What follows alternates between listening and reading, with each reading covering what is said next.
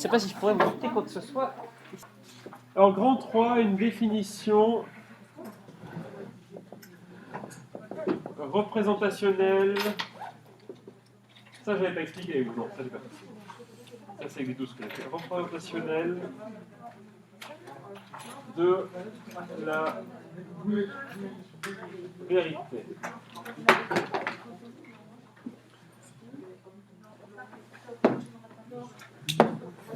Oui. On a écrit un titre différent. Mais, Ah, c'est pas très grave. Vous avez noté quoi? la vérité comme référence aux représentations. C'est la même chose. 3.1, la dichotomie jugement de fait, jugement de valeur. C'est ce que vous avez noté? Oui. J'avais expliqué ou pas du tout avec vous? Vous aviez commencé. Commencer. Bon, ben, on va reprendre alors. Bon. Donc, est-ce que vous avez expliqué la pensée de Wittgenstein par rapport à ce problème? Non? Oui? Oui? Jugement de fait, jugement de valeur, j'avais expliqué tout ça? Le gros livre? Oui, oui. Est-ce que j'avais vu après Putnam l'objection que vous vouliez faire? Non, pas l'objection. Donc là, on va noter ce que j'avais expliqué. Et après, donc là, vous allez noter donc, ce que je vous ai expliqué la dernière fois. Et après, ce qu'on fera, c'est que je vous expliquerai la suite. Donc je vous redonne les noms des auteurs et les titres. Donc Wittgenstein, Tractatus Logico. Alors, je suis embarrassé parce que j'ai oublié ce matin de récupérer le cours des autres, mais bon, tant pis, je mettrai le vôtre et puis ils rattraperont avec le vôtre. De toute façon, c'est quasiment la même chose. Ça, c'est le titre du bouquin. Alors, on y va, on note. Je vous ai noté un petit peu, désolé, hein, il va y avoir un peu de dictée. Dans son Tractatus Logico-Philosophicus, virgule. Dans son Tractatus Logico-Philosophicus, virgule. C'est le titre du bouquin, vous l'aurez compris. Hein. Wittgenstein se demande ce dont peut parler la philosophie. Dans son Tractatus Logico-Philosophicus, Wittgenstein se demande ce dont peut parler la philosophie.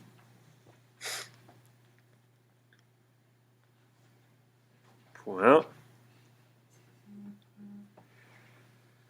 Pour ce faire, il essaie de tracer les frontières.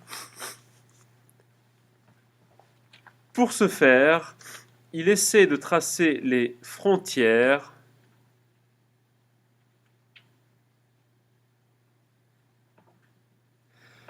entre le discours pourvu de sens et le discours vide de sens. Pour ce faire, il essaie de tracer les frontières entre le discours pourvu de sens et le discours vide de sens.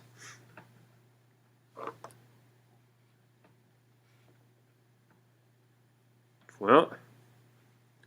Il va sans dire, la philosophie ne peut parler de ce qui est vide de sens. Il va sans dire, la philosophie ne peut parler de ce qui est vide de sens.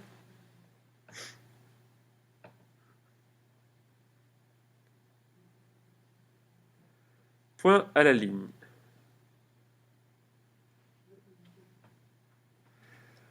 Oui, il va sans dire, la philosophie ne peut parler de ce qui est vide de sens. C'est un truc qui n'a pas de sens, on ne peut pas en parler.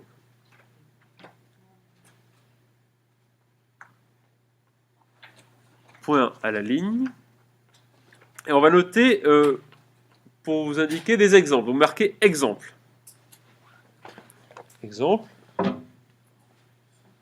Et donc on va noter P1 pour proposition 1, et cette proposition sera le cheval blanc, c'est une tautologie, hein, d'Henri IV et blanc. Donc vous notez P1, proposition 1, le cheval blanc d'Henri IV est blanc.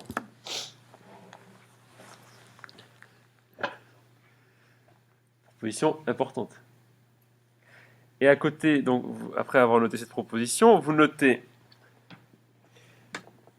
P1 est factuellement vérifiable. P1 est factuellement vérifiable. P1 est factuellement vérifiable. Donc elle est vérifiable par les faits. Hein. Point. Ici, c'est une proposition vraie. Ici, c'est une proposition vraie.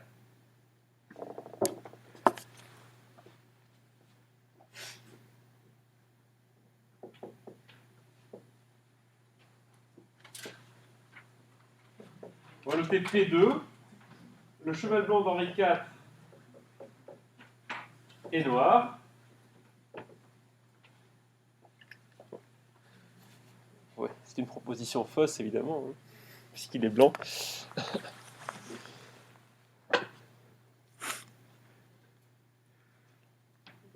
P2 est une proposition fausse.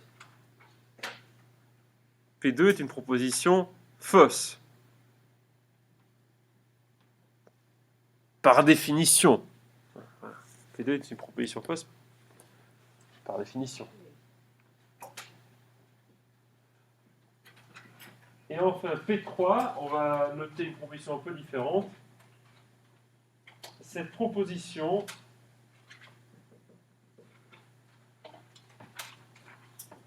est fausse. P3, donc vous notez cette proposition est fausse. Donc vous notez à la suite.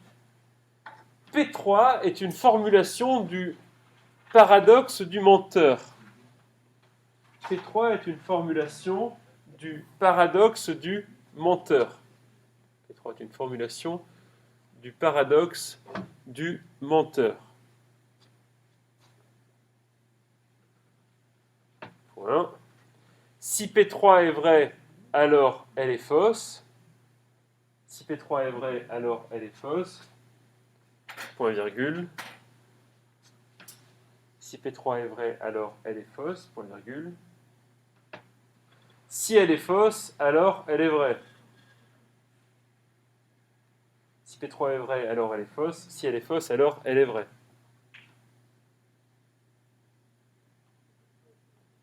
Si P3 est vrai, oui, vous comprenez bien que si je vous dis que cette proposition est fausse, si elle est fausse, ça veut dire qu'elle est vraie.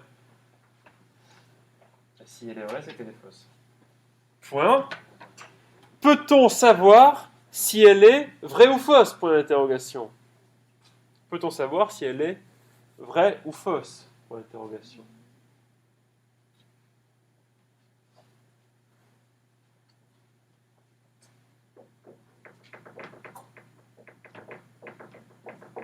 Tarski, un philosophe du XXe siècle, Tarski a montré que P3, Tarski a montré que P3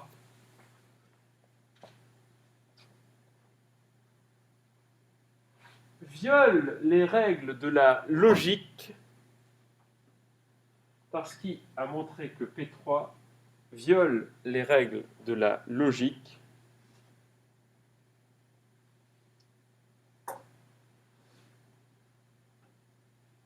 qui permettent, donc les règles qui permettent l'expression de la langue dans laquelle elle est exprimée. Tarski a montré que P3 viole les règles de la logique qui permettent l'expression de la langue dans laquelle elle est exprimée.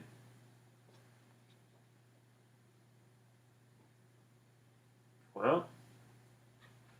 Par conséquent, P3 n'est ni vrai ni fausse. Par conséquent, P3 n'est ni vrai ni fausse. Par conséquent, P3 n'est ni vrai ni fausse. Deux points.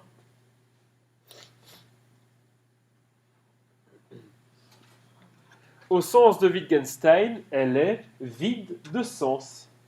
Au sens de Wittgenstein, elle est vide de sens.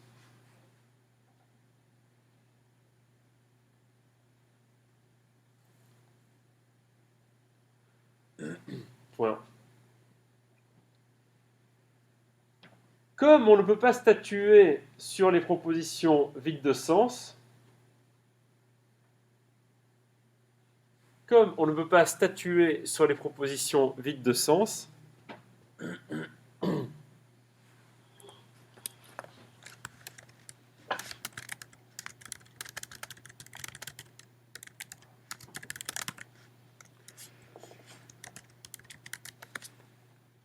alors il n'y a aucune raison d'en parler ou d'en prononcer.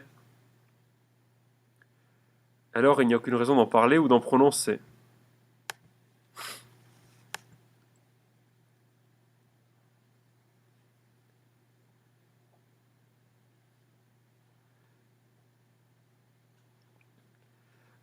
Or, Wittgenstein remarque que la philosophie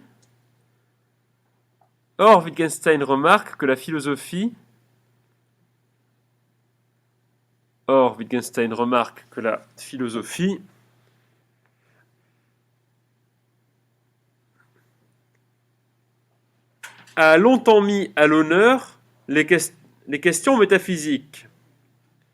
Or, Wittgenstein remarque que la philosophie a longtemps mis à l'honneur les questions métaphysiques.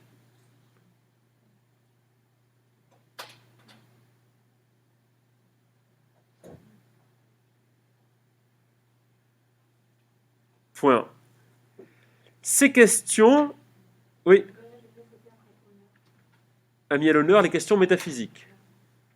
Wittgenstein remarque que la philosophie a longtemps mis à l'honneur les questions métaphysiques. Point. Ces questions donnent lieu à des propositions. Ces questions donnent lieu à des propositions.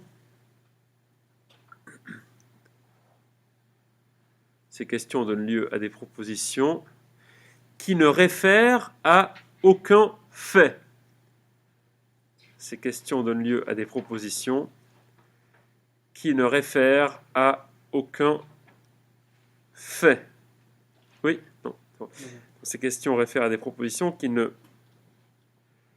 Ces questions, pardon, conduisent à des propositions qui ne réfèrent à aucun fait.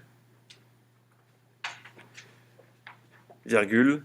C'est-à-dire à des propositions vides de sens.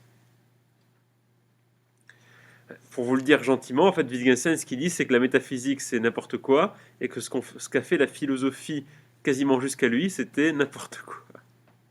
Petit révolutionnaire de la philosophie, Wittgenstein.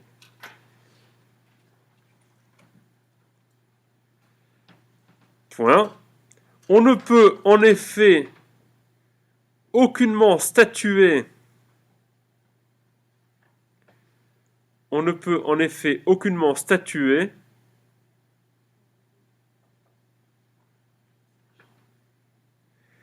sur la valeur de vérité. On ne peut en effet statuer sur la valeur de vérité de propositions qui concernent le bien ou le beau.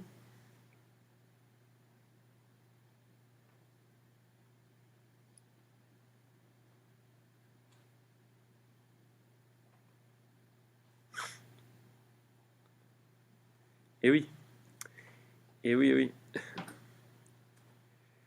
Bon, mais on n'a pas encore vu le rapport avec les jugements de valeur, mais on y vient. Ne vous inquiétez pas. Point, sauter une ligne.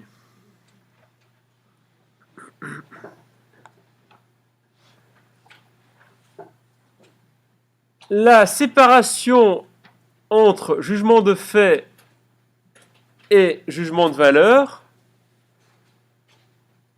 la séparation entre jugement de fait et jugement de valeur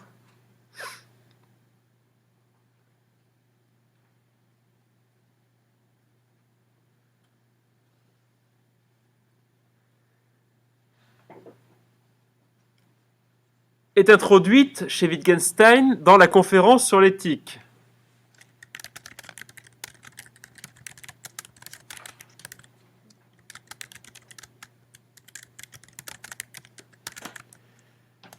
La séparation entre jugement de fait et jugement de valeur est introduite chez Wittgenstein dans sa conférence sur l'éthique. Point. Il distingue 3 types de jugements. Vous allez les voir après le rapport avec la métaphysique. Il distingue 3 types de jugements. 2 points à la ligne premier tiré ou petit 1 si vous voulez. Les jugements de fait. 2 points. Les jugements de fait. 2 points. Donc il distingue 3 types de jugements. Premièrement, 2 points à la ligne, premièrement, les jugements de fait. 2 points. Ils sont vérifiables à partir d'observations factuelles, virgule, empiriques.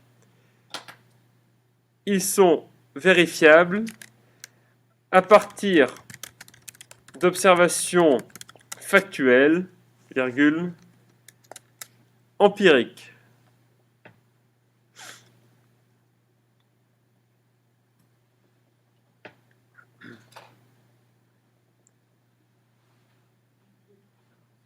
Point. Ils peuvent être jugés vrais ou faux. Oui. Empirique. Empirique. L'expérience, quoi, ce qui est empirique. Empirique. Ici au pluriel. Qui est relatif à l'expérience vécue, à l'expérience sensible.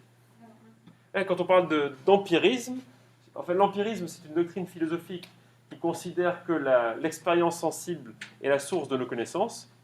C'est la philosophie de John Locke. L'âme est une table rase. C'est une philosophie contraire à l'idéalisme, qui considère, elle, que la connaissance précède l'expérience sensible. Je n'ai pas fait de cours là-dessus cette année avec vous, mais bon, pour faire une parenthèse qui permettra de bien comprendre les enjeux, les idéalistes étaient convaincus qu'il y avait des connaissances qui précédaient l'expérience. Évidemment, ce qu'il y a derrière cette pensée-là qui est complètement ridicule, hein, pardon de dire ça, mais c'est une théologie, donc en fait c'est parce que tous ces idéalistes pensent qu'il y a un Dieu et que Dieu donc donne à l'âme des connaissances qui précèdent l'existence sensible. Mais les empiristes, eux, pensaient plutôt que la connaissance venait de l'expérience. Et d'ailleurs, on a envie de se demander, mais d'où est-ce qu'elle peut venir à part de l'expérience? Donc, empiriste, c'est ce qui est relatif à l'expérience sensible. Oui. Sa conférence sur l'éthique, c'est un livre? Oui, c'est une petite conférence qu'il a donnée 10 ans après avoir publié le traité de tous. C'est un livre, oui, tout à fait. Je vous ai dit que donc, ils peuvent être donc ces jugements de fait peuvent être jugés vrais ou faux. Vous avez noté ça? Ils peuvent être jugés vrais ou faux. Donc, point à la ligne deuxièmement ou deuxième tiret. Ça, c'est tombé au bac, ce texte-là, plusieurs fois d'ailleurs. Le texte, enfin, la conférence sur l'éthique. Les jugements de valeur relatifs. Les jugements de valeur relatifs. 2 points.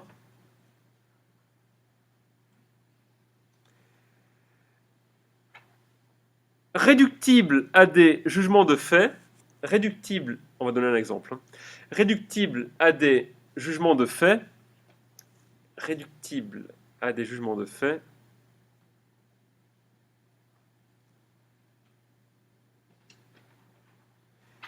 Ils peuvent, eux aussi, prendre une valeur de vérité.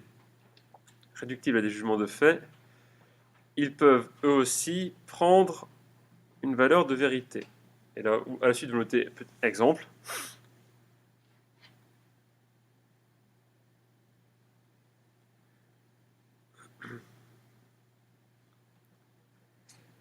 Exemple, ouvrez les guillemets.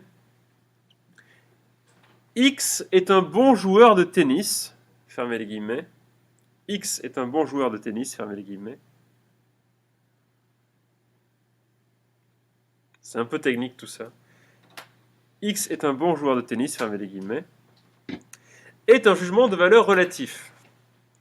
X est un bon joueur de tennis. Est un jugement de valeur relatif.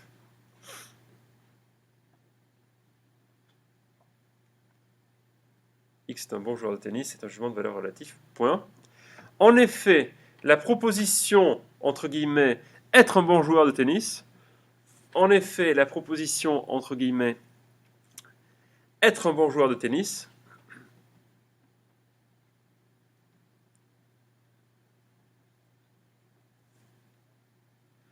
en effet, la proposition être un bon joueur de tennis réfère à des définitions,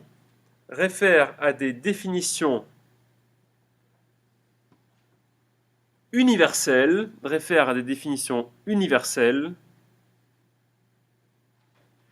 qui peuvent prendre la forme de jugements de fait. Réfère à des définitions universelles qui peuvent prendre la forme de jugements de fait.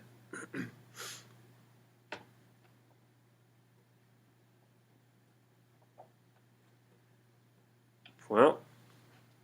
Bon, on va pas rajouter de justification, ça me paraît déjà assez clair. Et troisièmement et dernièrement, les jugements de valeur absolue. Les jugements de valeur absolue.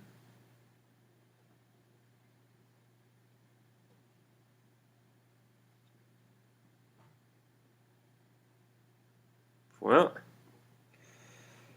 Ils sont irréductibles à des jugements de fait. Point. On va donner un exemple. Ils sont irréductibles à des jugements de fait.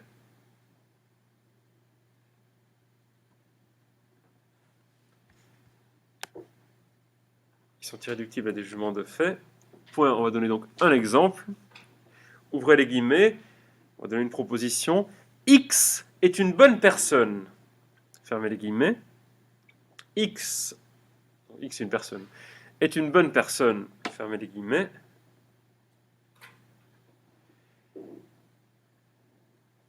Point. Ici, aucun fait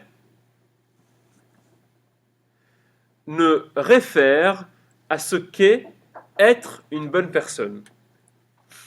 Ici, aucun fait ne réfère à ce qu'est être une bonne personne. Ici, aucun fait ne réfère à ce qu'est être une bonne personne.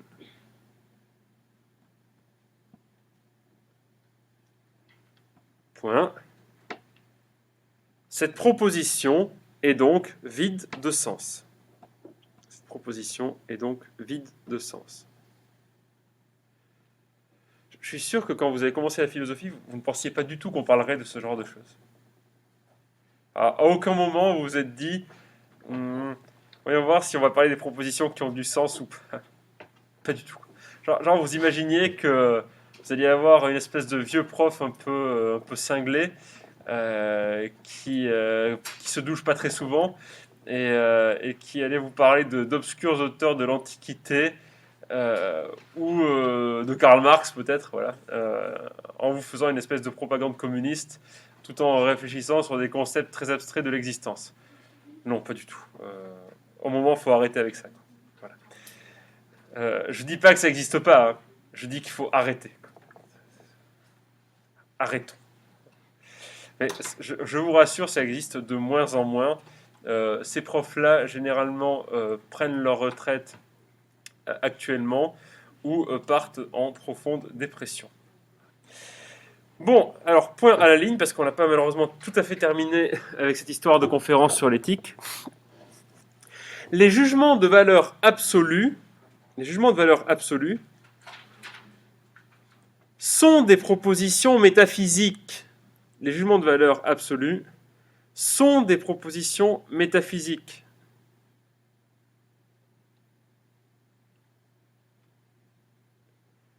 Le bien, le mal, le bon, le beau. Les jugements de valeur absolue sont des propositions métaphysiques. Point. En tant que tels, ils sont, ou en tant que tels, puisqu'ils sont des propositions, en tant que tels, ils sont exclus du domaine de la vérité. En tant que tels, ils sont exclus du domaine de la vérité. Point. Seuls peuvent être vrais ou faux des jugements de fait. Seuls peuvent être vrais ou faux des jugements de fait.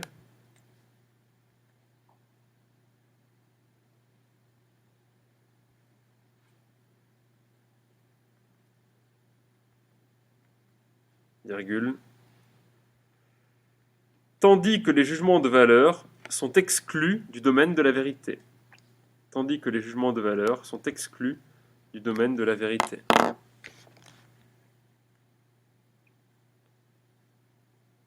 Point, et là on va arrêter un peu d'écrire. On a beaucoup écrit, non ça va? Une page quoi. De la vérité.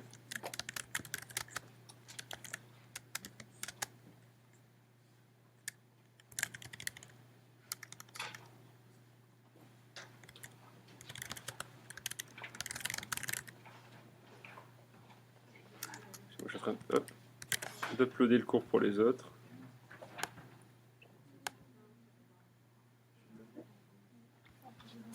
Alors, si dans une dissertation vous avez une question qui de près ou de loin mobilise de la métaphysique, vous pourrez toujours dans une troisième partie, si vous ne savez pas quoi dire, vous pouvez toujours balancer votre petit Wittgenstein et comme ça vous réglez le problème de la troisième partie.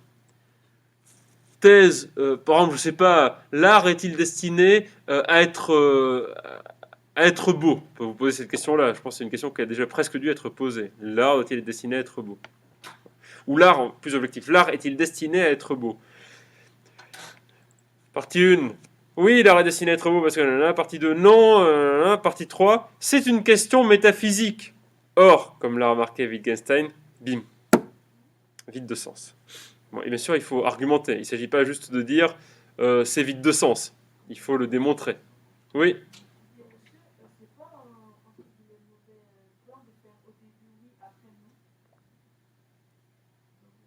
Je sais pas, vous pouvez faire d'abord non, après oui, si vous voulez.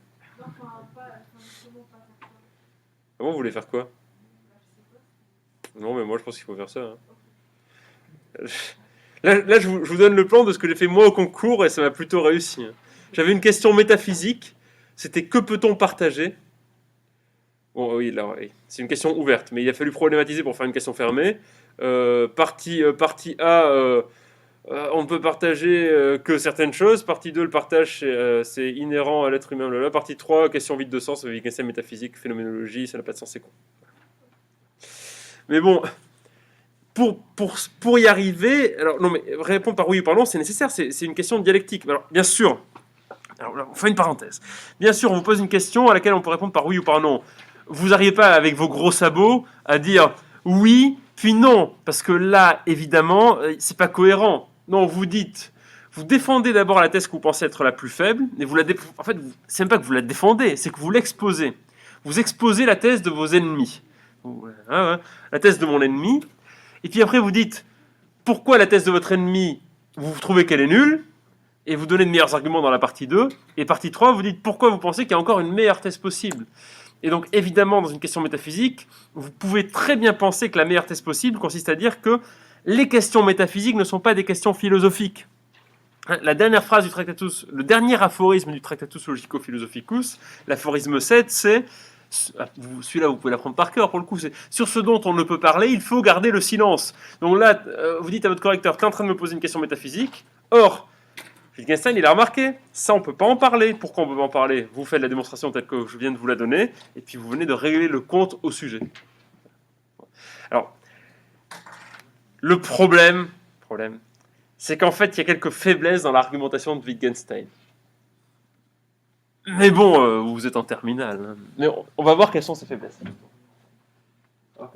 Vous voyez, là, on a démontré quand même de manière assez solide que les questions métaphysiques, on peut même aller encore plus loin. Quand on fera un cours sur le langage, enfin si je suis encore là avec vous, je vous expliquerai vraiment le pourquoi du comment de la démonstration de Tarski par rapport au paradoxe du mensonge, et pourquoi on est fondé à penser que les jugements métaphysiques sont véritablement vides de sens. Et pourquoi la thèse de Putnam qu'on va voir dans ce qui suit n'affaiblit pas fondamentalement cette idée-là.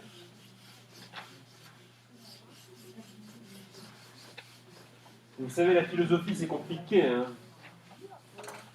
Là c'est vrai que c'est dur pour vous. Vous débarquez là. Je commence à vous parler de mecs dont vous n'avez jamais entendu parler.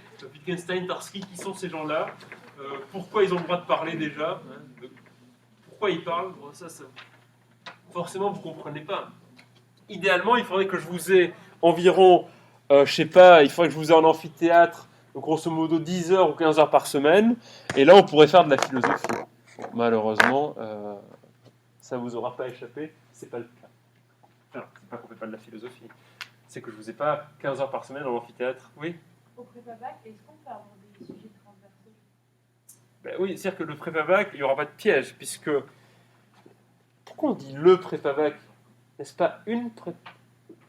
Avant que ce soit un néologisme. Un bac, un baccalauréat. Ah oui. C'est une préparation. Oui. Alors ça dépend. Est-ce qu'elle prend le genre du mot baccalauréat? Est-ce qu'elle prend le genre du mot préparation? Bon, on n'a qu'à dire que c'est un truc inclusif. Voilà. Bon, pour prépa-bac. En fait, il n'y aura pas de surprise, puisque vous avez vu la notion de la liberté, vous avez vu donc, la métaphysique, la liberté, la politique et l'épistémologie. Donc vous aurez 3 sujets, il y en aura un sur chaque notion. Donc, oui, ça peut être transversal, mais imaginez un truc du style doit-on souhaiter un état rationnel? Ça, c'est marrant, comme épistémologie. Et politique. Bon, alors, on va parler d'un autre philosophe maintenant. Alors, je sais, ça a été traduit en français. Alors, la traduction en français, j'ai découvert ça la semaine dernière. Fait valeur, la fin d'un dogme. Donc, peut-être la traduction la plus dégueu qui peut être faite d'un titre. Il suffisait de traduire mot à mot pour que ça ait du sens. Fin valeur, la fin d'un dogme. Non, mais qui traduit les ouvrages philosophiques?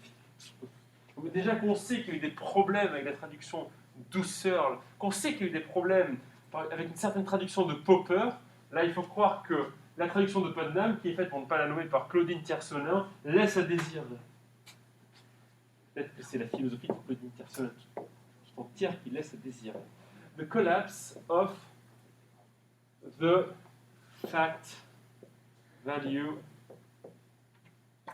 dichotomy. Donc, Claudine Tiercelin a traduit Putnam et elle a traduit ça par fait valeur la fin d'un dogme. Alors, honnêtement, c'est ridicule puisqu'il n'a jamais été question d'un dogme. C'est la distinction entre jugement de fait et jugement de valeur, elle n'a jamais été fondamentalement dogmatique. Elle trouvait des justifications rationnelles. Donc, gardons le titre original, et ça veut dire, je traduis puisque c'est quand même pas très compliqué, l'effondrement de la dichotomie fait-valeur. Voilà, donc vous voyez, comme ça, on est quand même beaucoup plus précis. On ne parle pas de dogme ou de... Qu'est-ce que c'est que ces conneries? Bon, bref, l'effondrement de la dichotomie fait-valeur, c'est ce que ça veut dire, the collapse of the fact-value dichotomy. Bon. Donc vous voyez bien que Putnam parle d'un effondrement d'une dichotomie. Alors pourquoi un effondrement? Alors une dichotomie, c'est quoi? C'est une séparation nette, étanche, imperméable. Et pourquoi il parle de l'effondrement? Parce que Putnam, qui écrit ça au début du XXIe siècle, se rend compte que justement cette séparation, cette dichotomie entre jugement de fait et jugement de valeur, elle est de plus en plus difficile à soutenir, plus en plus difficile à à soutenir, à défendre. Alors, je vais vous faire un petit peu d'histoire pas d'histoire de la philosophie à proprement parler, mais d'histoire de cette dichotomie fait-valeur. Oui. Dichotomy, D-I-C-H-O-T-O-M-Y. C'est la traduction, ça serait dichotomie. En français, vous mettez IE à la place de Y. C'est dans le titre du 3.1. Alors, ce problème de la dichotomie fait-valeur, on le retrouve bien avant Putnam au XVIIIe siècle chez David Hume. N'oubliez pas que Hume prend un E, c'est comme Thomas Hobbes, c'est pas H-O-2-B-S, il y a un E aussi, Hobbes. Dans le traité de la nature humaine. Donc on est grosso modo 250 ans avant. C'est à partir de la réflexion de Hume que Putnam développe sa réflexion. Mais vous allez voir, ça touche directement ce qu'on a dit avec Wittgenstein. Ne vous inquiétez pas. Ne vous inquiétez pas, ça va bien se passer. Alors, Hume se pose la question suivante. Peut-on inférer un is d'un ought to? Alors, pour ceux qui sont nuls en anglais, c'est pas grave. Je vais traduire. Peut-on inférer un être d'un devoir être?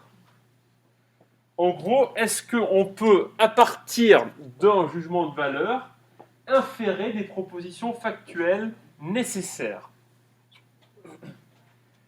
Bon, alors Hume répond à la négative à cette question pour une raison qui est simple, c'est qu'il considère qu'il y a une différence de nature entre les jugements de fait et les jugements de valeur. Une différence de nature entre les deux. Pas la même nature. Les jugements de fait, pour parler comme parlent les philosophes du XXIe siècle, réfèrent à des choses qui sont identifiables, définissables. Les jugements de valeur ne réfèrent qu'à des idées, à des conceptions du monde, à des choses qui ne sont pas factuellement vérifiables. Il y aurait donc une différence de nature entre jugement de fait et jugement de valeur. Les deux sont parfaitement séparés, parfaitement distincts. Il y a une dichotomie entre jugement de fait et jugement de valeur. Et Putnam considère que cette dichotomie a été véhiculée à travers l'histoire de la philosophie, notamment chez Emmanuel Kant, avec l'introduction de la distinction jugement analytique, jugement synthétique, et avec Wittgenstein, avec la distinction jugement de fait, jugement de valeur. Or, remarque Putnam, cette histoire-là de distinction jugement de fait, jugement de valeur, elle ne fonctionne pas. Pourquoi? Alors, il prend plusieurs exemples. Putnam, c'est peut-être le roi des expériences de pensée, donc on va faire avec lui une expérience de pensée. Et alors, on va imaginer que je suis un professeur qui prend du plaisir à humilier certains de mes élèves, donc à terroriser ou à amuser les autres. Parce qu'il y en a certains, l'humiliation, ça les amuse, et d'autres, ça les terrorise. Et à leur mettre des mauvaises notes comme ça, par plaisir. Comment décririez-vous un professeur qui prend du plaisir comme ça à humilier ses élèves? Comment le qualifieriez-vous? Oui? Un sadique, oui, on pourrait dire ça, oui, vous voulez dire quoi? Un sadique, oui, voilà, il a un comportement qui est sadique, ou plus globalement, on pourrait dire qu'il est cruel, si vous voulez. C'est la cruauté, le plaisir de faire souffrir, vous voyez. Pensez, oui, c'est vrai que le sadisme, parce que le sadisme est une forme de cruauté, vous voyez, donc ça marche bien. Sade était quelqu'un de profondément cruel, bien sûr. Bon, on va dire la cruauté, alors je dis la cruauté pas pour vous contredire, mais parce que c'est l'exemple que prend Putnam. Et Putnam dit, mais si on qualifie quelqu'un de cruel, certes, on fait un jugement de valeur, mais on voit très bien à quoi on fait référence. Vous dites à quelqu'un X est cruel, la personne comprend très bien de quoi vous parlez. On n'est pas là en train de se dire ah, mais ça veut dire quoi être cruel, je vois pas de quoi tu parles, ça n'a pas de sens. Non, on sait très bien de quoi on parle. Donc, on peut très bien utiliser un jugement de valeur pour renvoyer à des faits très précis. Imaginez, je vous dis comment vous appelez-vous, monsieur? Pacom. Donc Pacom sort du lycée et se fait tabasser par 3 personnes qui le raquettent. Bon. Voilà, maintenant si je dis, je suis factuel, Pacom sort du lycée et se fait tabasser par 3 racailles qui le raquettent. Bon, racaille, il y a du jugement de valeur, mais on voit bien à quoi on fait référence, si vous voulez. C'est-à-dire des mauvaises personnes, voilà, des espèces de bandits de grand chemin. Voilà, ce genre de truc. Bon. Donc, bon. L'idée, c'est que finalement, peut-être que jugement de fait et jugement de valeur ne sont pas si imperméables que ça. Et puis Putnam va encore plus loin. Il se dit, mais qu'est-ce qui se passe dans la science? Les scientifiques, alors, même si vous avez déjà fait le 2.3 avec moi, et vous savez que même dans la science, il y a des intérêts, des jeux de pouvoir, et donc par conséquent, l'objectivité, bon, elle existe, mais bon, elle n'est pas... Elle est certes au centre des discussions, mais il n'y a pas qu'elle qui compte, quoi. Bon. Et Putnam dit, mais finalement, les scientifiques, qu'est-ce qu'ils veulent? Ils veulent trouver la vérité. Ils veulent générer, produire, construire des connaissances Ils veulent construire des connaissances vraies, les scientifiques. Pourquoi? Parce qu'ils aiment la vérité. Et les scientifiques, ils aiment aussi autre chose. Ils aiment la méthode scientifique, parce qu'ils pensent que c'est la bonne méthode pour réussir à produire et constituer des connaissances. Mais est-ce que là, il n'y aurait pas un jugement de valeur? C'est-à-dire que pourquoi est-ce qu'on penserait que la recherche de la vérité serait plus importante qu'autre chose? Pourquoi est-ce qu'on penserait que la méthode scientifique serait une meilleure méthode qu'une autre pour chercher et trouver la vérité? Jugement de valeur. Jugement de valeur. Et donc Putnam arrive à la conclusion suivante, il dit, mais finalement, même en science où on recherche la vérité, eh bien cette recherche de la vérité s'inscrit dans une démarche profondément ancrée dans des jugements de valeur. Ainsi, les jugements de valeur et les jugements de fait sont enchevêtrés. Il y a un enchevêtrement. Le mot anglais est entanglement, mais bon, vous pouvez là utiliser le mot français. Parce que Claudine Tiersener l'a correctement traduit cette fois-ci. Enfin, je suis peut-être mauvais angle parce que je ne suis même pas sûr que c'est Tiersener qui a traduit cet opuscule-là. Mais elle a beaucoup traduit Putnam. Donc, ça me fait penser, mais c'est quand même bizarre. Ils ont mis Putnam là. Putnam n'a quand même pas été beaucoup traduit, mais ils l'ont mis au programme alors que Claudine Tiersener est professeure au Collège de France. Il y a quelque chose à creuser. Enfin bref. Est-ce qu'ils ont mis Peirce? Attendez, je vérifie. Alors là, s'ils ont mis Peirce, je crie au complot. Donc Putnam, il y est. Peirce, ah, non, pas de complot. Il n'y a pas Peirce. Alors, il a été encore moins traduit que Putnam. Non, parce que Claudine Tiersener, c'est la grande spécialiste de Peirce. Voilà. Donc bon, je me suis demandé s'il n'y avait pas ici un petit complot. Enfin voilà. Excusez-moi, je perds les pédales.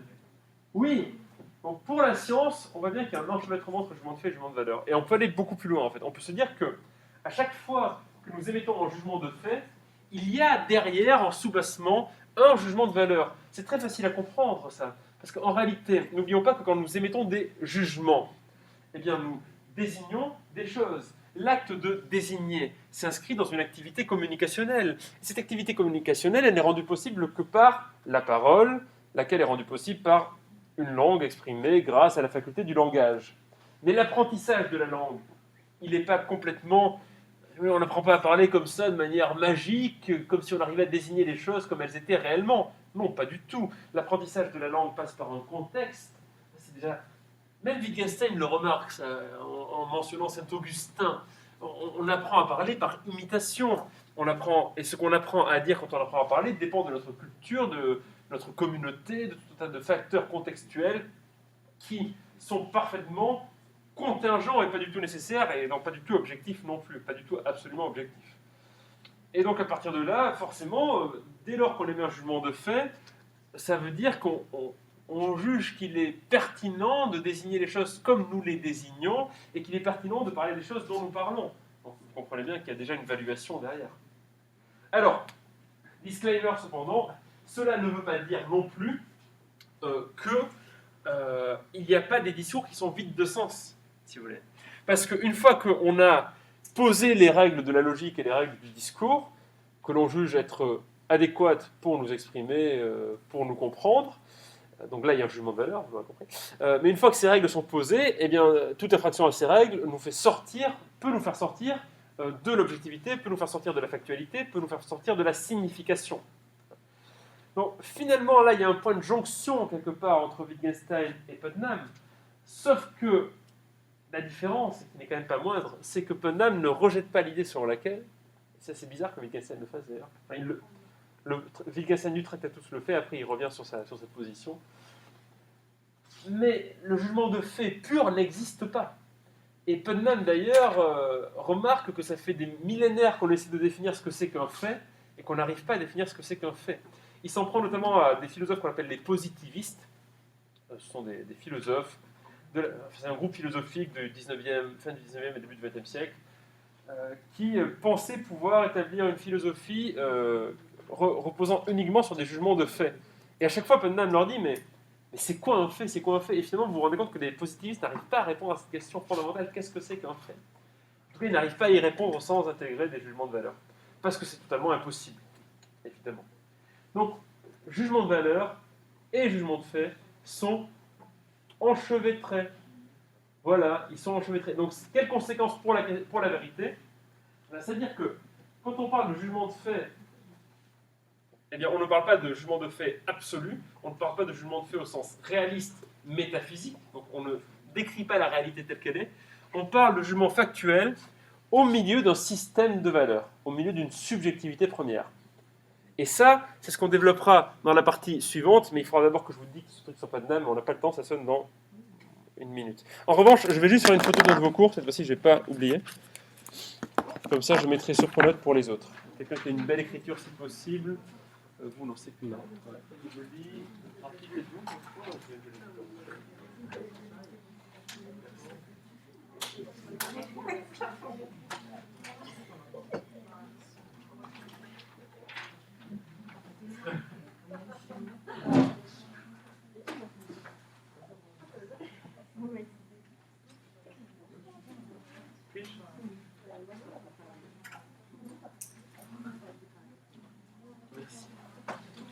Monsieur, j'ai une question. Oui. Vous avez écrit quoi ici pour le traité de la nature humaine. humaine? Oui, j'ai une écriture de.